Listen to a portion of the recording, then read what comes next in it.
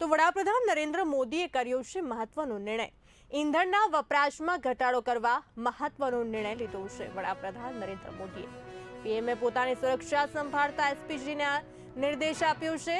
પીએમના કાફલામાં ગાડીઓની સંખ્યા ઘટાડવા નિર્દેશ આપ્યો છે વડાપ્રધાન નરેન્દ્ર મોદીએ।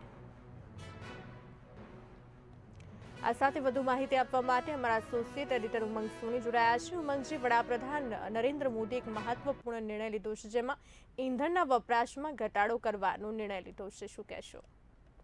તમને જણાવી દઉં કે છેલ્લા 2-3 દિવસમાં ગુજરાત અને હૈદરાબાદમાં જે મોદીએ જાહેરમાં પ્રજાને અપીલ કરી છે કે તેલનું ઈંધણનો વપરાશ ઘટાડો, સોનું ઓછું કરી દો, વિદેશ જવા બહાર ન જાઓ, સ્વદેશી અપનાવો, આવા 4-5 પ્રજાઓ માટે અપીલ કરી છે દેશની કે દેશમાં હાલમાં જે ઈરાન અને અમેરિકામાં જે યુદ્ધ ચાલ્યું છે તેના કારણે જે સંકટ ઊભું થયું છે તેના કારણે પ્રજાને એક અપીલ કરી છે। તેના ભાગરૂપે દેશમાં અને ગુજરાતમાં ઘણા ખરા નેતાઓએ પોતાની એક્સપોર્ટ સર્વિસ હોય, સુરક્ષા હોય, એસપીજીની હોય કે બીજી કોઈ પણ સુવિધા હોય એમાં ઘટાડો કર્યો છે અને વિદેશ ન જવાની બી એ લોકોએ નેમ લીધી છે। તેના ભાગરૂપે હર્ષ સંઘવી અત્યારે હાલમાં અમેરિકામાં પ્રવાસ ટાળ્યો છે।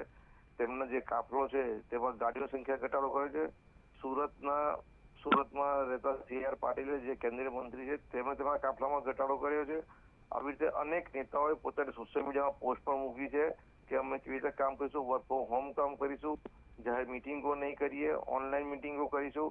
આવી દરેક નેતાઓએ સોશિયલ મીડિયા તરફ પોસ્ટ શરૂ કરી છે અને દરેક વિસ્તારમાં પ્રજાને અપીલ કરી છે કે તેઓ જે નરેન્દ્ર મોદીનું જે આહવાન છે તે જે દેશ માટે જે અત્યારે સંકટ સમય ના કહેવાય પરંતુ આગમચી પગલા રૂપે આ જે પ્રયાસો છે તેમાં સફળ બનાવી ઈવીએમ ગાડીનો વધુ ઉપયોગ કરે અને ખાસ કરીને તેમણે એ પણ જગ્યા કીધું છે કે જે પણ આ જે 5-7 નરેન્દ્ર મોદી સરકારે જે નરેન્દ્ર મોદી જાહેરમાંથી જે કીધું છે હૈદરાબાદ અને ગુજરાતમાંથી કે દેશના વાસીઓનું અમલીકરણ કરે તો આપણે ઘણો ખરો ફાયદો ગુજરાતની અને દેશની પ્રજાને થઈ જવાનો છે।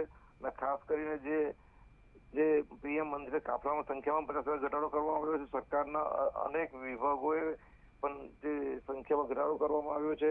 તદુપરાંત સરકારના અધિકારીઓ બી હવે